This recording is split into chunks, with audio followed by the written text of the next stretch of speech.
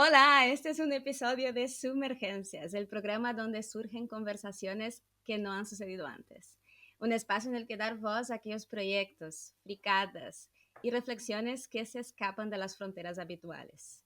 Vamos, que toda persona que pasa por aquí tiene que contarnos una historia suya, que quizás no es por la que más se le conoce, pero que seguro no nos va a dejar indiferentes.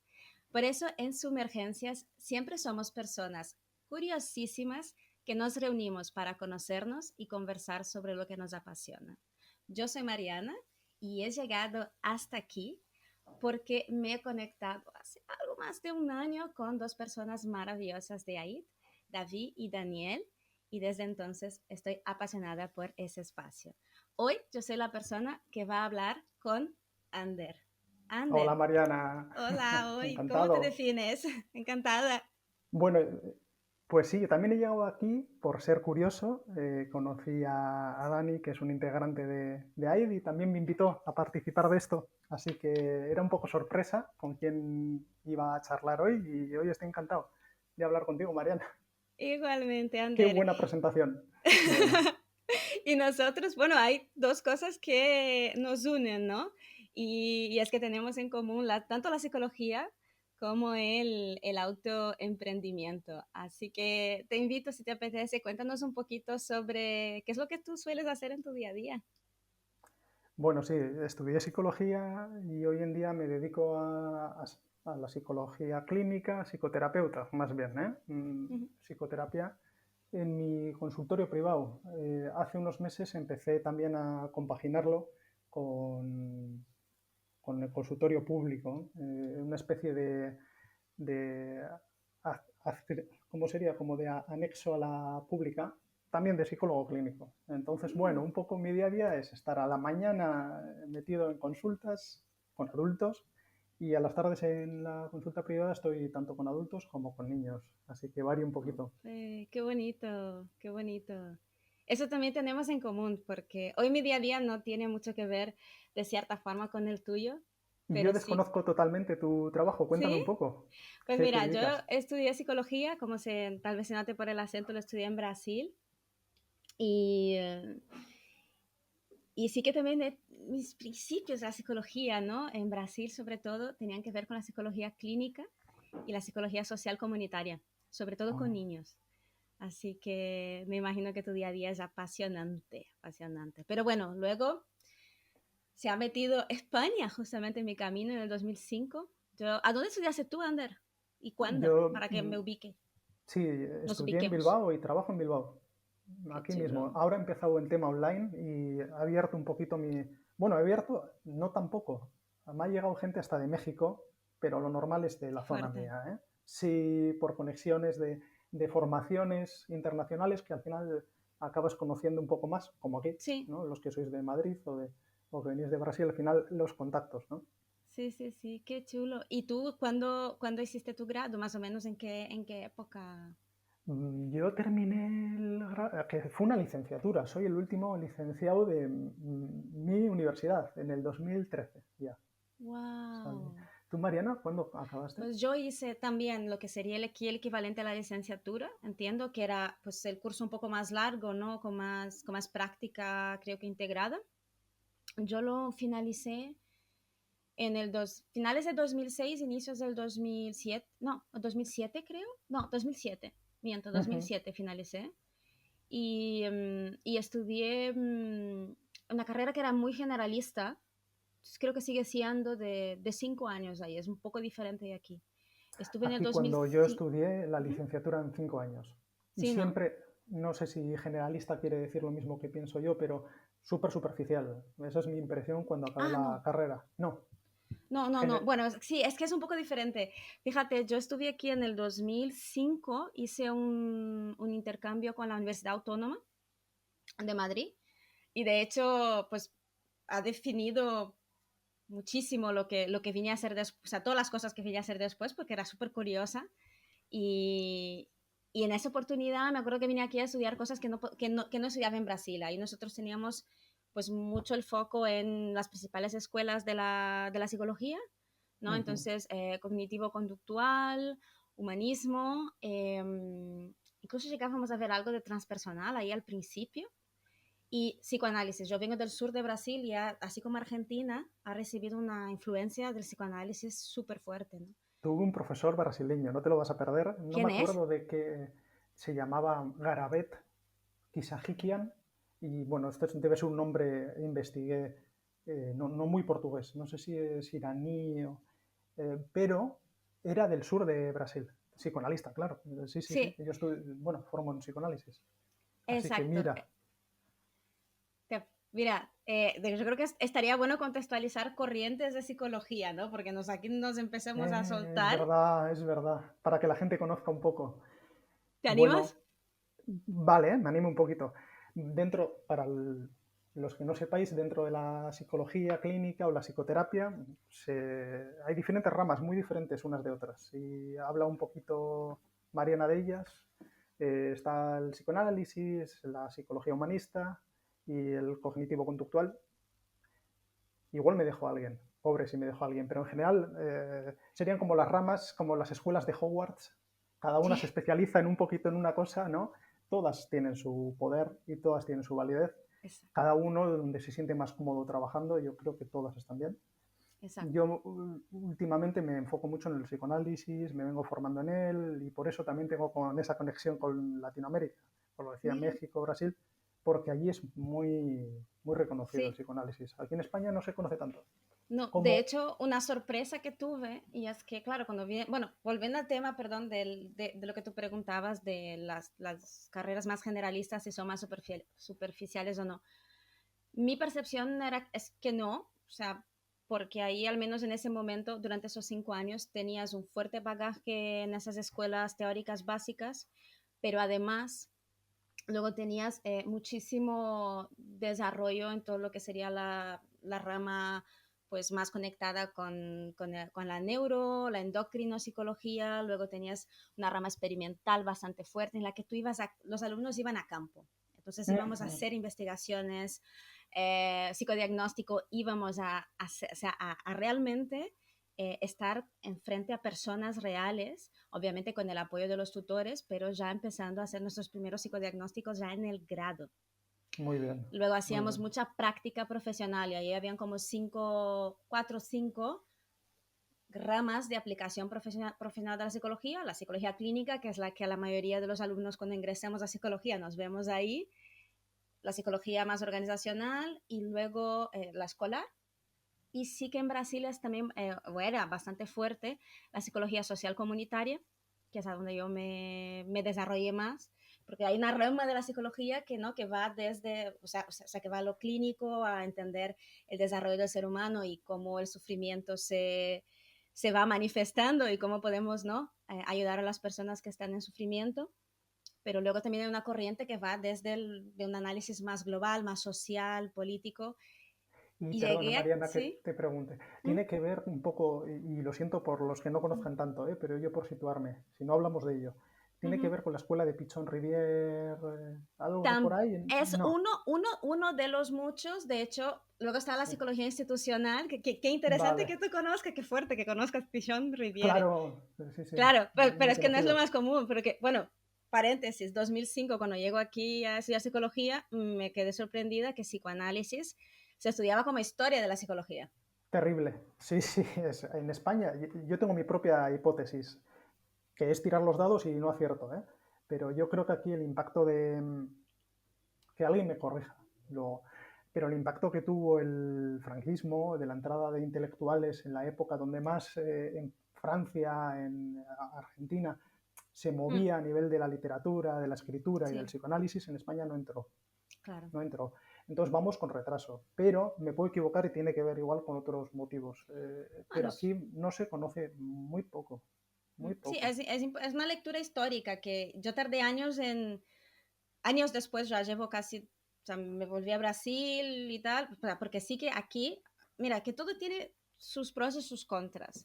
Yo, por ejemplo, cuando vine aquí, me acuerdo que estaba en un momento de no sé qué quiero hacer porque yo empecé a estudiar psicología y quiero escucharte a ti después por qué Uh decidiste, ¿no? -huh. Estudiar psicología, pero a fin de cuentas por esa curiosidad tremenda, las ganas de entender el otro, a mí misma, de integrar ese conocimiento y psicología los que son apasionados, creo que los que somos apasionados por psicología es que vemos psicología en todos lados. Entonces, pero sí que aquí, por ejemplo, estudié con profesores maravillosos psicología cultural, porque, por ejemplo, toda la cuestión de la inmigración en Brasil se ve mucho más desde el otro lado, desde justamente la psicología social comunitaria, que va a haber temas, ¿no?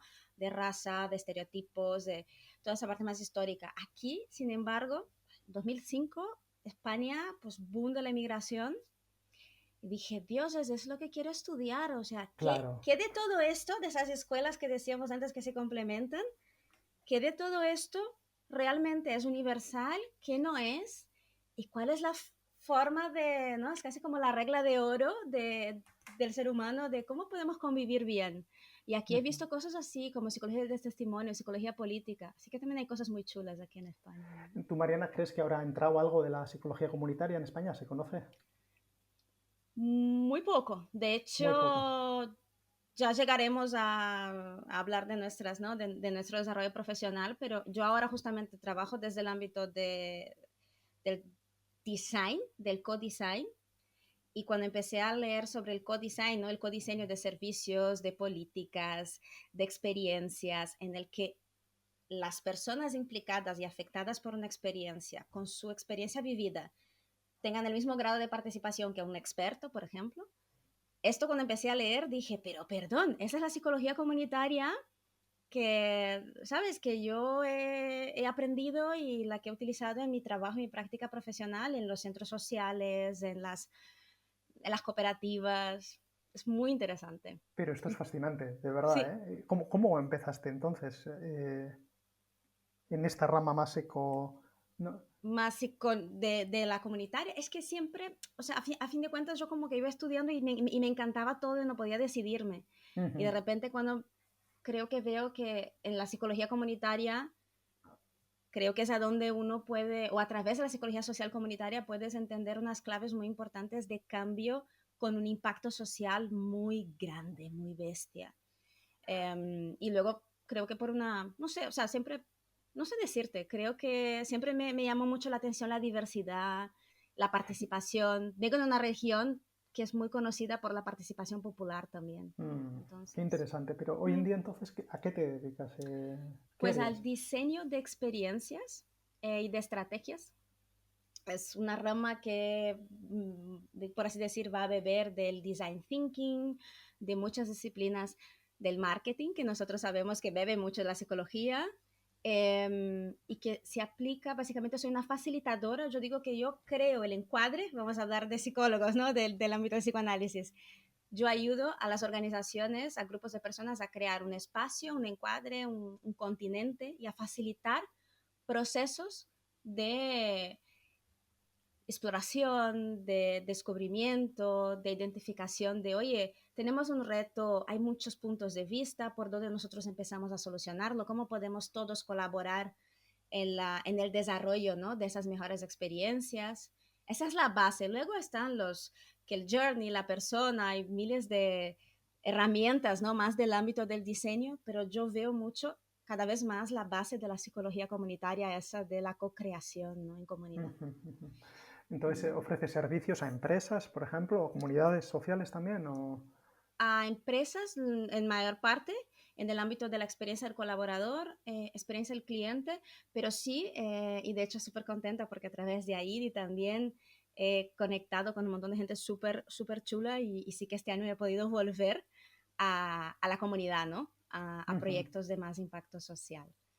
Y tú cuéntame cómo tú empezaste la psicología y qué te Y dio es por la que, psicología clínica y el psicoanálisis, que un español psicoanalista, jolín, qué lujo. ya, fíjate, no me considero emprendedor, pero ahora con esto ya voy a considerarme emprendedor, porque para mí emprendedor es alguien que crea algo nuevo. Igual me equivoco, porque tampoco sé tanto de emprendedores. Nunca me había considerado emprendedor hasta que escuché a Idi o a Dani hablar, digo a Dani o David, hablar de emprendedor, pero yo nunca me he considerado, porque para mí ha sido un camino estándar de lo que es estudiar psicología clínica, formarme, supervisar, pasar mi propio proceso de psicoterapia o psicoanálisis, y todo esto para mí es como un estándar de lo que es dirigir hacia tener una consulta privada.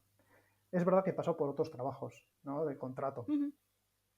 Y hoy en día tengo la consulta privada y un contrato, pero no he sentido que crease nada nuevo. Al final estoy siguiendo una técnica y un modelo que es a través de leer libros, ya os digo, de supervisar, que es algo así que estar como con un profesor o un maestro que te dice un poquito eh, cómo va la técnica, y no es tan creativo, aunque tiene una parte muy creativa del terapeuta, claro, pero no tanto. Terapeuta con el analizante o el paciente, llamémoslo como queráis, eso es lo creativo, donde uno se pone a pensar con él, pero lo que es el método es un método casi de Ujú. manual, quiero decir. Bueno, hay muchos libros, pero mmm, otros compañeros de aquí de Bilbao o de las formaciones que conozco hacen esto también. Hacen esto Ujú. también. Entonces no me veía como un emprendedor. Ahora, si soy un español psicoanalista, sí, ¿no? Digo, toma, ya tengo yo mi punto a favor. Eh, Sí, no hay tantos, ¿eh? Es verdad. Sí, evidentemente estoy sesgado porque conozco muchos, porque me formo, leo y acabas conociendo. Pero es Ujú. una pasada cómo es de popular en Latinoamérica el psicoanálisis. Sí, sí, sí, Y sí. hablando, perdona, hablando de corrientes, aquí en España debe ser más conocido el cognitivo-conductual y no lo sé por qué. ¿A ti qué te parece, Mariana? Mm. Uf. Yo creo que no tengo datos suficientes para decirte o sea, el por qué. Sí que estoy de acuerdo que sí que cognitivo-conductual es más conocido, pero yo creo que no solamente aquí, sino creo que en el mundo. O sea, yo tengo una teoría, ¿no? Una teoría, vamos, ya vamos con las reflexiones aquí. Sí, sí, perfecto. Pero Juguemos nuestras cartas aquí. sí, a fin de cuentas yo creo que lo que tú decías al principio, cada corriente es importante. Cada corriente de psicología te va a aportar algo diferente, ¿no? Entonces, el psicoanálisis te va a hablar, ¿no? Del inconsciente, te va a hablar de esa exploración que haces y que si uno piensa no tiene fin, ¿no? O sea, yo podría siempre traer cuestiones. Yo siempre veo el psicoanálisis como ese hombre en búsqueda de sí mismo y de sentido. Y si nosotros vemos a nivel histórico, ¿cuándo nace el psicoanálisis? ¿En qué contexto? ¿No? Que se desarrolla. De hecho, una cosa que mucha gente que es crítica del psicoanálisis lee en Freud y dice, no, pues es que el tío era un... Y luego tú dices, pero hay que leer a esa persona, o sea, con la lupa, ¿no? Con el contexto histórico, ¿no? Desde donde él escribía para ver realmente lo genial que ha sido de ir elaborando sobre su propia teoría y práctica. Ese sí que ha sido un gran innovador y un gran emprendedor, ¿no? También. Pero luego el humanismo, ¿no? En Estados Unidos, toda la época, ¿no? New Age, el ser humano necesitaba creer en algo nuevo, explorar otros aspectos, ¿no? De su vida, pues que el humanismo no se ha desarrollado tanto más porque nosotros también en parte sabemos que se ha prohibido, por ejemplo, un montón de investigaciones con psicodélicos que estaban muy Ujú, asociadas. sí. El cognitivo conductual viene después, en una época en la que pues mucho, ¿no? El cerebro de la persona es igual al cerebro de la máquina y hay que entender y Ujú. hay que dar respuestas rápidas. Yo creo que toda escuela tiene sentido para personas diferentes y en momentos diferentes de la vida y en momentos diferentes de la historia. Pero Entonces yo no totalmente, sé si a sí. nosotros, no sé qué piensas sobre eso, pero si no nos ha tocado vivir, de hecho yo a veces creo que la psicología está en crisis. Mm, qué interesante. No lo había, no lo había pensado como en crisis. Igual cada vez me considero también menos psicólogo. Estoy un poco aquí de traidor. Porque sí, sí, sí, porque evidentemente estudio psicología y lo voy aquí digo que soy psicólogo. No diré lo contrario, pero como a ver si atino donde tú estás pensando, ¿eh? Me voy a Mm. adelantar. Para mí la psicología se ha convertido en una normaterapia, donde no sé si en el siglo XX o en el XXI se ha convertido como hay que hacer autónomo, hay que hacer normativo Ujú. al que viene, porque hay que saber trabajar y hay que saber amar, ¿verdad? ¿Y quién sabe cómo amar y trabajar? Sí, La sí, sí. psicología y la medicina, Ujú. ¿no? Estoy Y, completamente de acuerdo. y nos hemos convertido en algo así como un saber, una autoridad. Y yo me quito de esa capa, absolutamente. desde mi teoría y desde mi práctica. Y digo, lo intento, no siempre lo podemos conseguir, ¿eh? No es magia, como que de repente nos convertimos en algo neutral, pero sí tener en cuenta, y para mí, que la psicología ha tratado de, a través de la estadística, de la medicina, de la biología y de otros tantos saberes, normativizar qué es lo bueno y qué es lo malo. Cuidado. Sí, sí, una vez de hecho fue estando aquí a raíz de ese periodo de ese primer periodo que pasé en España, leí algo sobre la psicología cultural, un artículo, y que empezaba: la psicología es la hija bastarda entre la filosofía y la medicina. Y dije, ¡buah! Ahí estamos. Entonces yo creo que es una ciencia joven también. A veces he sido yo muy crítica, y eso me ha llevado a estudiar la psicología cultural, intercultural, la etnopsiquiatría, trabajar con migrantes, refugiados. De repente empezar a darme cuenta, Ander, que el malestar siempre ha estado, estará. Las razones por las que el malestar está en la vida de las personas va cambiando a lo largo del tiempo. Tiene que ver mucho con cuestiones sistémicas, pero tiene que ver mucho con el marco de referencia cultural que esa persona tiene en relación a la salud, a sí misma, a su identidad. Porque hay estudios que muestran que en determinados lugares del mundo, a donde ese saber de la psicología científica, ¿no? Del hemisferio norte, ¿no? que ha investigado, ¿no? Casi siempre con hombres, estudiantes de psicología, quienes participaban, ¿no? de las investigaciones iniciales, y todavía hoy en muchos casos. Pues esa psicología no es que no exista, no es que no, pero esas personas tienen otros marcos de referencia y otros marcos de ganar salud. Tú, con lo que tú me dijiste ahora, me quedé así como que claro, o sea, la idea esa que nosotros vivimos cada vez, ¿no? Del individualismo cada vez mayor, ¿no? El hombre que se hace a sí mismo. Ese hombre que se hace a sí mismo necesita un proceso para hacerse a sí mismo y hacerse mejor. Es todo un tema. Hay un autor que también me gusta mucho, luego vamos a dejar también escrito si os interesa profundizar, Sí. pero este autor, Byung-Chul Han, un libro que tiene, que se llama Psicopolítica, creo que es de los nuevos que tiene, habla mucho de esto, de lo que yo comentaba de la normativización de la psicología. Bueno, hace una crítica así como muy para leer, Sí. sabe más de lo que yo he podido leer y por lo tanto pues os lo recomiendo. Pero bueno, esto es la crisis entonces de la psicología que pensabas, algo así como... Eso va por ahí y tiene que ver, creo, con unos temas ahí que creo que sería interesante abordar, ¿no?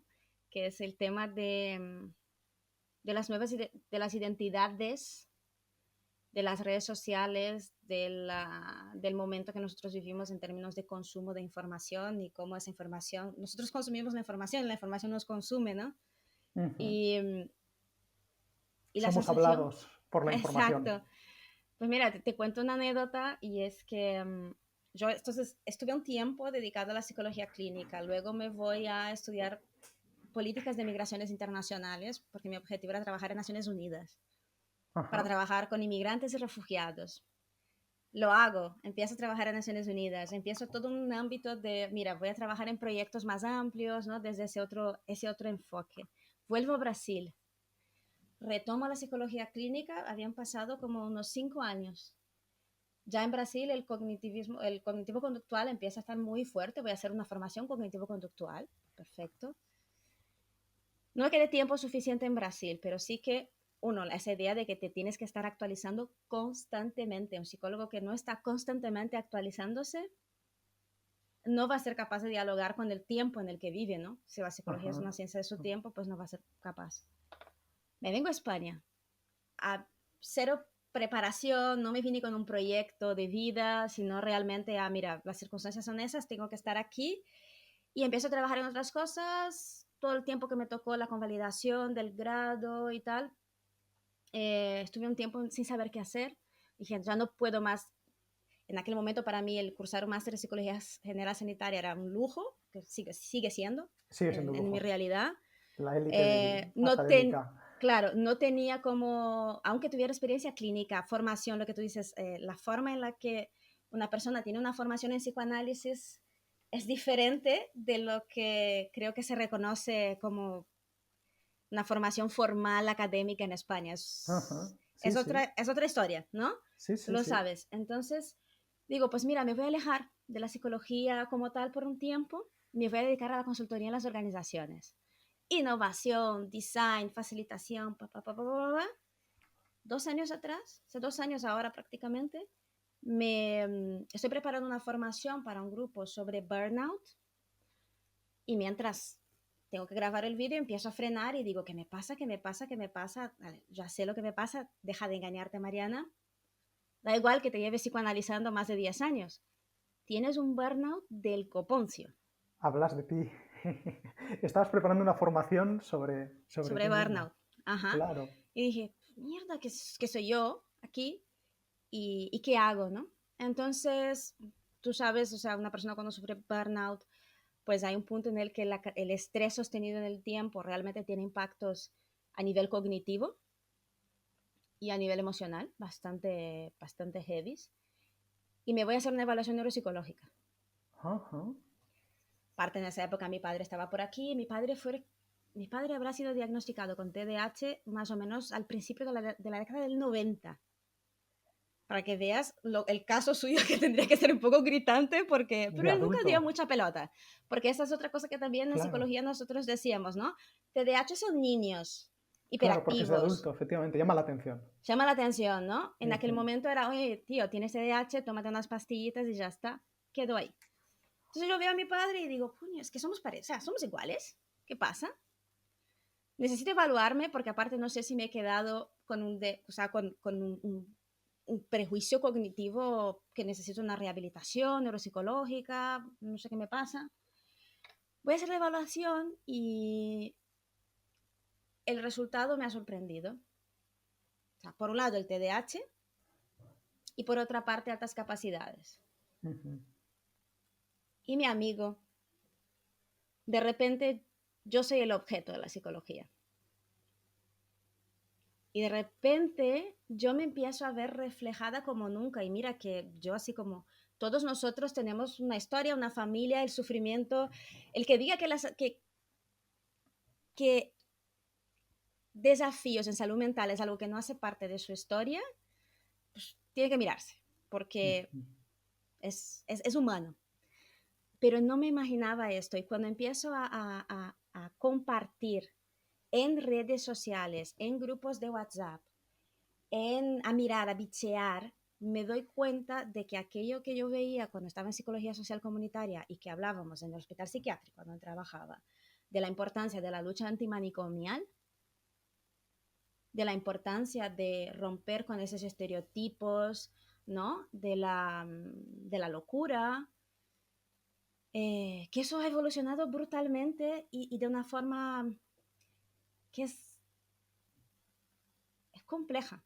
Porque por un lado, o sea, Internet y redes sociales permitió que personas dentro del espectro autista, personas con TDAH, empezasen a comunicarse, empezasen a escucharse, empezasen a compartir información y a generar su propio marco Ujú. y a validar su propia experiencia. Por otra parte, pues obviamente, si tú miras todo el tema de salud pública, el impacto de las grandes farmacéuticas en la promoción de ciertos estilos de vida, lo que tú decías antes, ¿no? Yo siento, ¿no? Tengo la percepción de que por un lado las redes te permiten acceder a personas iguales y a compartir recursos que están muchas veces fuera incluso del ámbito de la psicología. Ujú. Es como que la sensación que tengo es que nos estamos encontrando con grandes movimientos sociales, incluso eh, personas, ¿no? Psicólogos, psiquiatras, médicos, profesionales, investigadores que se reconocen como personas neurodivergentes investigando sobre salud mental desde un otro paradigma, que ya no es tanto el paradigma de la salud y de la enfermedad, Claro, que claro. es el paradigma de quién es esta persona en el mundo. De repente una persona con TDAH en el mundo, en cierto contexto, es una persona súper funcional y en otro Claro, no. Y claro, entonces efectivamente. Ujú. Yo creo que, aparte de la neurociencia, en ese sentido que te digo que la psicología está en crisis porque creo que hay mucha ebullición por todos lados y, y otros actores, como las Y ya te entiendo, personas. ya te entiendo. O sea, que las redes sociales crees que tienen un papel también en esto, en la diversidad, pero en dar a conocer. Y desde luego que sabemos que después de la pandemia hubo un boom Sí, de, de de consultas, diagnósticos. de De consultas, consultas en claro, lo un privado trauma y en lo público. colectivo, que es Hubo un boom. normal. Y no sé, supongo que esto ya está muy pensado y es muy básico, pero creo que no tiene que ver con que haya más gente pensando, perdona, más gente con enfermedad mental o patología, sino que la gente dio importancia a lo que sentía. Creo que tiene que ver Yo con esto. creo que sí. Y luego hay una otra cuestión y es que, claro, tú piensas también, por ejemplo, la casi nula representación de mujeres en los estudios. Ujú.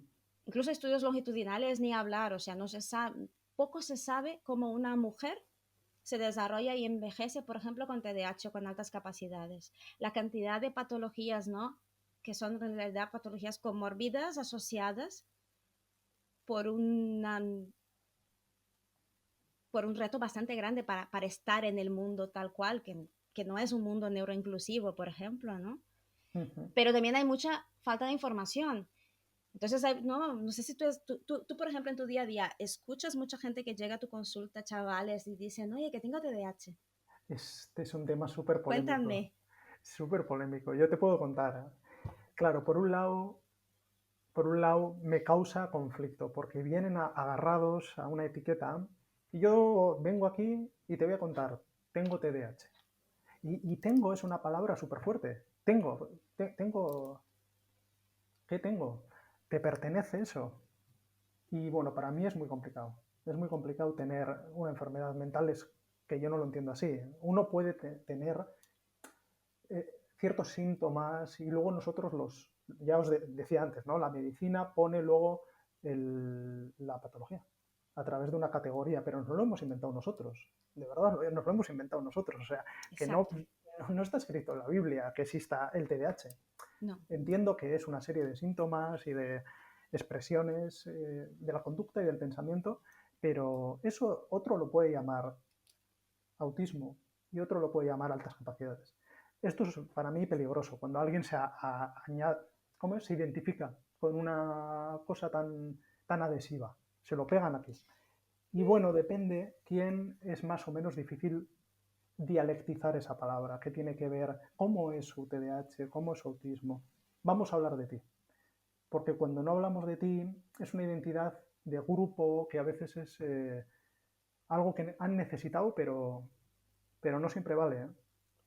No siempre vale, porque a veces escapan de algo más, de sí mismos. Sí. Yo te cuento un poco, o sea, de lo que yo percibo a partir de mi propia experiencia vivida y cuando lo miro, ¿no? Como psicóloga. O sea, lo que me ha pasado, por ejemplo, me ha hecho, para que tengas una idea, repensar la forma en la que yo facilito sesiones de grupo, por ejemplo. O sí, y obviamente replantear muchas cosas porque aparte un diagnóstico tardío, que también justo para prepararnos un poquito leía sobre el boom del diagnóstico tardío en mujeres, pues te hace hacer pues vives unos cuantos flashbacks, o sea, vamos, que aquí tienes material de análisis para lo que queda de la existencia, básicamente. Pero la etiqueta, yo creo que por un lado, o sea, yo creo que a veces lo que nos perdemos, y es difícil esto, ¿no? Sobre todo cuando hablas de adolescentes, de personas que están justamente pasando por un momento vital en el que necesitan identificarse, es parte de su proceso el buscar grupos con los que se identifiquen, ¿no? Yo me quedo pensando cómo hubiera sido para mí si cuando era adolescente hubiera podido identificarme con estos grupos de la forma en la que se están hablando sobre el TDAH los chicos alrededor mío. Porque es una cosa que he visto y es que, mira, justo este año eh, facilité talleres en escuelas con chavales, ¿no? Jóvenes. Y cuando yo contaba que era una persona neurodivergente y mi neurotipo, que fíjate, es un matiz, es una forma diferente de hablar del TDAH, para mí tal vez el nombre ni siquiera debería ser TDAH, o sea, yo sé que tengo un neurotipo que me hace tener, por ejemplo, un pensamiento más a modo de árbol, ¿no? De telaraña, sí que tengo pues una mayor impulsividad, sí que tengo tal vez un umbral de excitabilidad un poquito menor, pero cuando pienso, ¿no? En esa etiqueta del TDAH, a día de hoy veo que muchos chavales están, lo están viendo desde esos ojos de la neurodiversidad, que lo que te viene a decir, que de hecho el término neurodiversidad no es un término clínico, ni siquiera es de la psicología.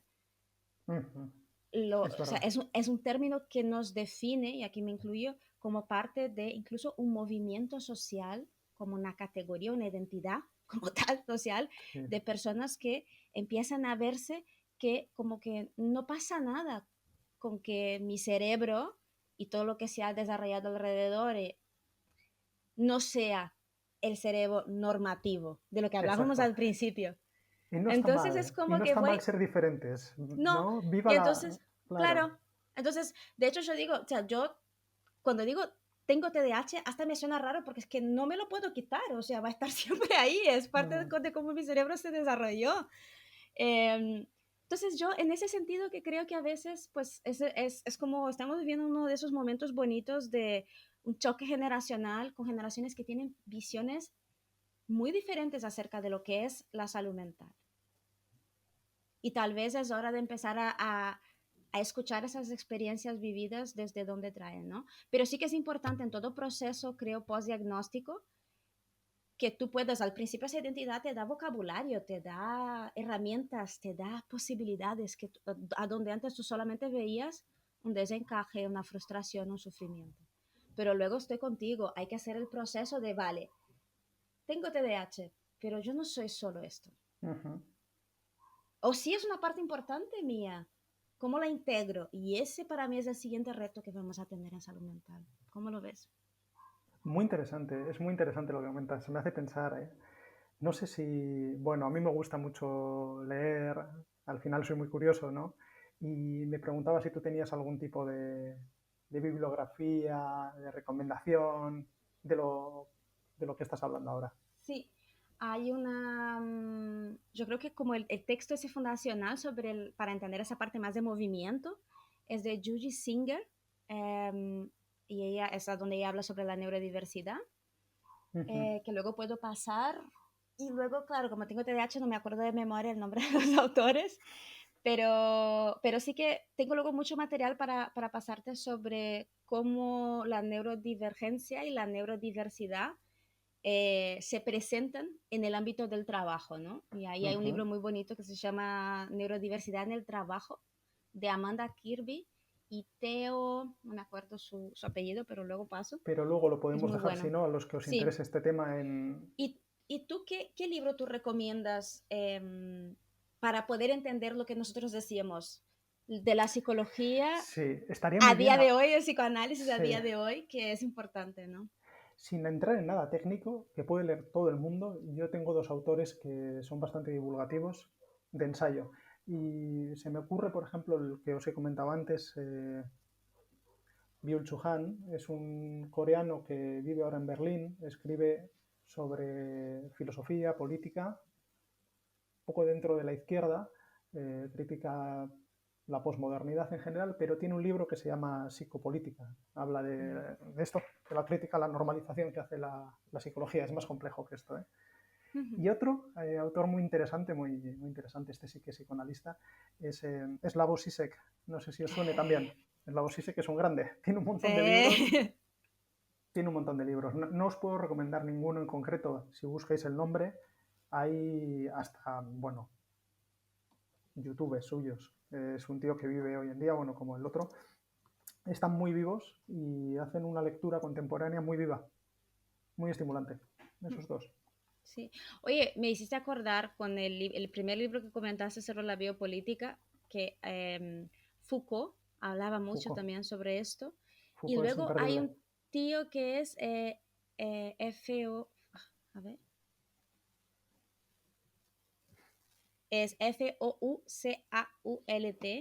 Y luego hay uno que para mí poca gente lo conoce, es que es George Canguilhem.